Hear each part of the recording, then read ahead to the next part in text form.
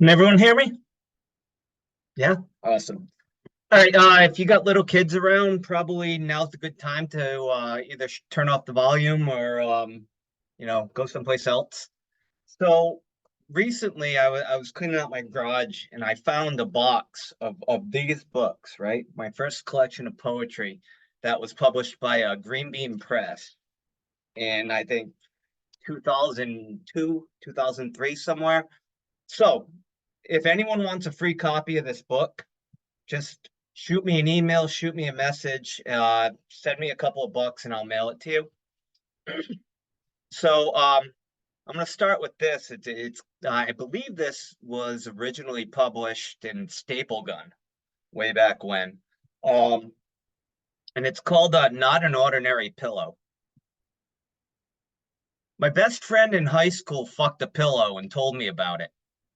Not just an ordinary pillow, but one of those husband pillows with arms that support the back. He showed me the hole he sliced in the bottom with his Swiss Army knife. Then he put the pillow on his lap and demonstrated, bouncing it up and down, grinding his hips, talking dirty to it. I didn't know which was worse, the fact that he was a pillow fucker or the fact that he was my best friend. This friend is now married to a beautiful woman and lives in a comfortable home. I'm here alone, listening to the cat claw at the sliding glass door and thinking very little of the world at this point. So I'd like to think I evolved a little bit from that. So I'm just going to read a couple of older ones. This one was actually from a book that Sunny Outside published in hang on, let me look at this 2009, and it's called After the Honeymoon. And this is called What the Bouncer Overhears During Lap Dances. 1. Fusion, baby. It's all about fusion. 2. I bought my wife the same black thong for her birthday, but she brought it back in the same box it came in. She said it looked like a pepper flake stuck between her front teeth. 3. This is my favorite Guns N' Roses song, too. And you, my peach, are the pressed rose in the buckled band of Slash's hat. You're the last sip of night train on a tour bus barreling toward hell. 4. All of these girls can pole dance, but with you, it's like another limb. It's like the pole is plugged into the music and you're plugged into the pole. It's like Zen, baby. 5. If your breasts get any closer to my mouth, I'm gonna weep like a new widow. 6. I almost wore sweatpants. So this is another one that I can't remember where this came up recently, but um it was uh it was called Remembering Our First Apartment, and this was an apartment before we were married where my wife and I lived. It was in Concord, New Hampshire. Julia, the fat woman without a job who lived in the apartment beside us, stood on her front porch with a cigarette dangling from her lips. She shouted out of the side of her mouth at Dorothy, the fat woman without a job who lived in the apartment above us. Julia told Dorothy to get her fat ass, get off her fat ass and move her shitbox car so she could get out of the fucking driveway and go to the goddamn liquor store before it closed. Dorothy then called her a skanky ass fat hoe and told her to come off the porch and say that shit to my fucking face. Julia flicked her cigarette at Dorothy and started to waddle off the porch, saying, "You just fucking try that shit, bitch slut." Then Max, Julia's meth snorting boyfriend, burst out of the front door in his briefs and told Julia to shut her goddamn pie hole and get the fuck inside because he had to work at 5 a.m. My wife, watching from my bedroom window, nudged me and said, "Pay attention, honey. There has to be a poem in this." Um, so I was watching baseball earlier today, and and I noticed, and actually I was covering a baseball game for a local Double A team yesterday. Noticed that a lot of these guys, young men, these baseball players have mustaches right now. So I thought about this poem, and it's called "Men with Mustaches." A man with a mustache must be watched closely, like a storm cloud concealing lightning in its coat. A man with a mustache might be a porn star, a scrawny guy with 3 legs, sweating pools of fuck. A man with a mustache might sell you a used car and promise it will change the way you drive. It will. A man with a mustache might wear his shirt unbuttoned, his chest hair screaming like a room full of pop fans. A man with a mustache might sell tickets for the Ferris wheel, piss behind the dunking booth. A man with a mustache might try to write like Hemingway, but only succeed in drinking himself to sleep. A man with a mustache might, in fact, be me before I shaved it off after scaring myself in the mirror. A man with a mustache must be watched closely. I guarantee he's looking at you, chewing on a toothpick. So now I'm going to read a few from the new book, Born on Good Friday, um, which I was actually born at exactly 3 o'clock on Good Friday. Make of that what you will. Um, so I'm going to start with this, just because of the props here. It's called "The God of the Eraser World." So when I was a kid, I used to draw faces on these erasers, and I created like a little world with all of them, and they had they had all sorts of different personalities and whatnot. So right here, actually, this guy, can everyone see him? That's one of the erasers from my eraser world where I was the god. His name was Herman. Um, he's not going to read this. I am, but so this is called the God of the Eraser World. At some point between First Communion and waiting patiently for puberty, I decided that playing God might be interesting. So I imagined myself omnipotent and created a world of rubber eraser people. And I drew cartoon faces and bowl haircuts on them. I gave them names and desires. I made them homes and shoe boxes and designed clothes for them on strips of printer paper. Then I taped them around their torsos. Before I discovered girls, my love was football. And I divided my erasers into teams and made printer paper uniforms, and they competed on the back of a poster board that I used for a science project about whales one year.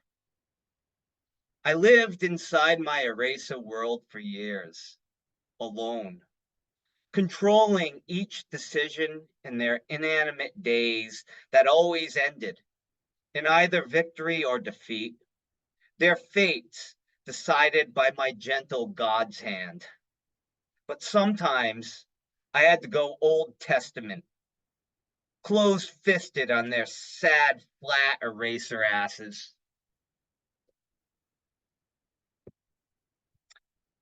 So this is and again, a lot of these poems are about if any of you are Catholic here, you're probably going to get what I'm saying. And this is called a small acts of heresy.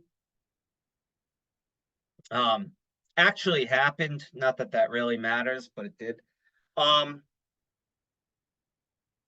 After confirmation officially ushered me in as an adult in the Roman Catholic Church, I dated a girl 2 years younger than me, a student in the CCD class my mother taught, who was poised for her own gold crucifix. Our relationship consisted of heavy petting and attending Mass on Sunday mornings, sitting in the balcony, holding hands and rubbing knees, these small acts of heresy. One Sunday, we sat behind an elderly couple. The man, rail thin, wore a gray suit 2 sizes too large, and his wife, clutching her rosary, sang off key in the boisterous voice of God. In the middle of Father Fitzgerald's homily, the old man ripped a long, rusty zipper fart as his wife gasped and elbowed his ribs. My girlfriend and I bit our bottom lips, trying piously not to succumb to the hilarity. Then the old man glanced over his shoulder and grinned at his own small act of heresy. I bet even God heard that one, he said.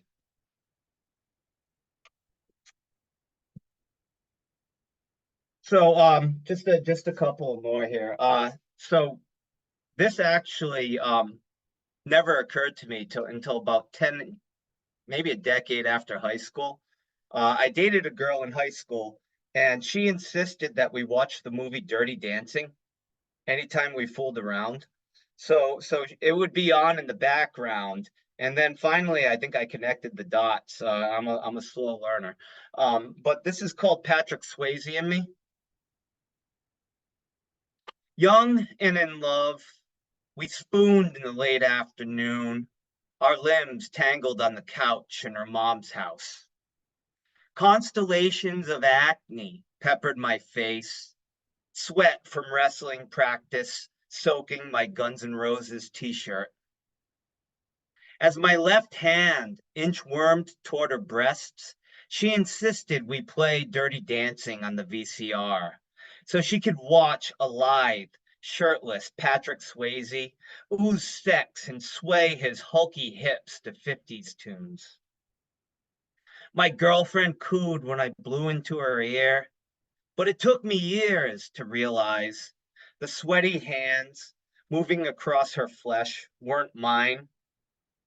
Her blue eyes never moved from the screen as she fantasized that she was running down an aisle and leaping into Patrick Swayze's strong hands as he held her high above his head, sturdy for the world to see, her back arched and arms spread wide like an angel.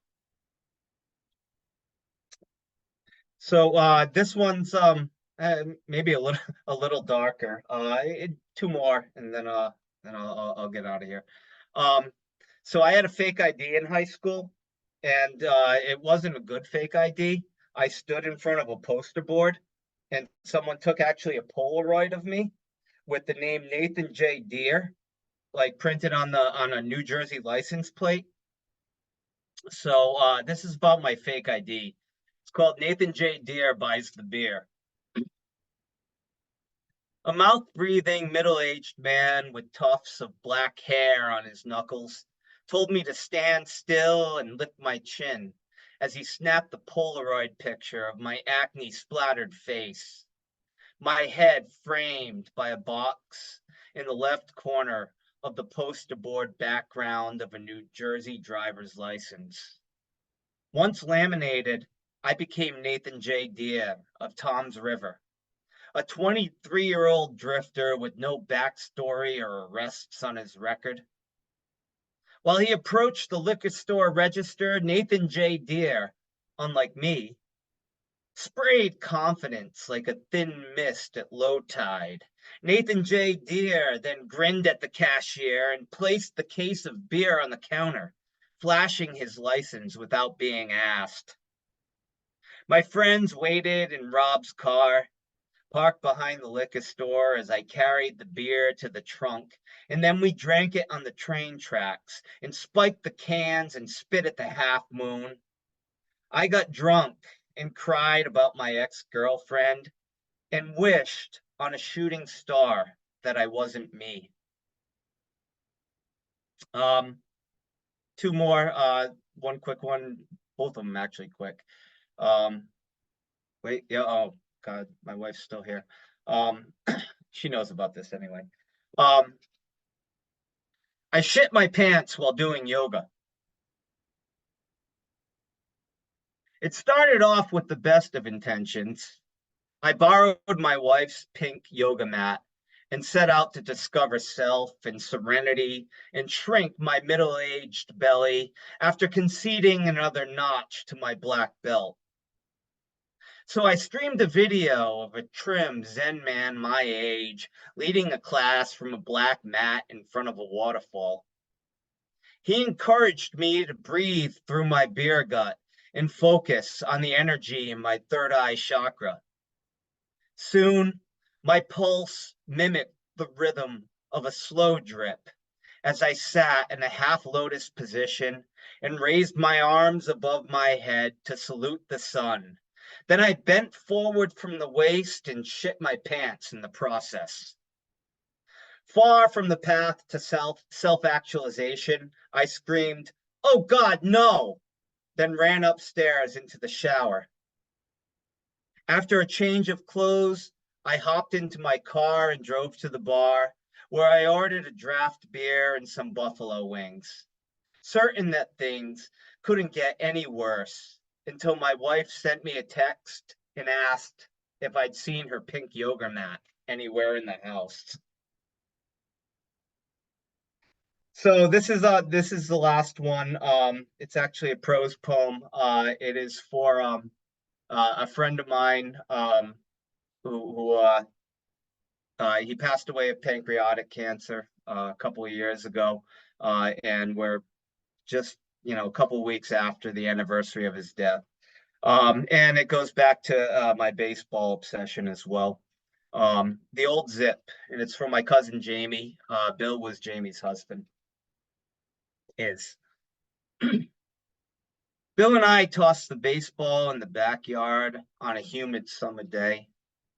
Cans of cold beer and the grass by our feet. The blazing sun burns the back of our necks. Our arms are middle-aged stiff, rust flakes shaking off our rotator cuffs. Slowly, some of the old zip returns to my fastball. Bill snaps off a curve. He says, "I read some of the poems you wrote. They don't make a lot of sense." I throw a breaking ball that doesn't break. "What doesn't make sense?" I ask, and Bill says, "I don't get why you stop writing in the middle of a sentence." I ask, "Do you mean the line breaks?" The brim of his Mets hat shades his eyes. "I guess," Bill says, and throws a knuckleball that dances like a drunk and lands soft in the palm of my mitt. Shaded by an umbrella, our wives sit on the patio and drink white wine. A cluster of clouds drifts past the sun, and for a moment, we're shaded too. Then the clouds move, and the sun soaks us once again. I wind up and throw my best heater. The ball slaps against Bill's glove. "There's the old zip," he says, and lobs it back. A honeybee circles my feet and promises not to sting. Wine bombed, our wives decide they love us. That's all I got for you guys. Thank you.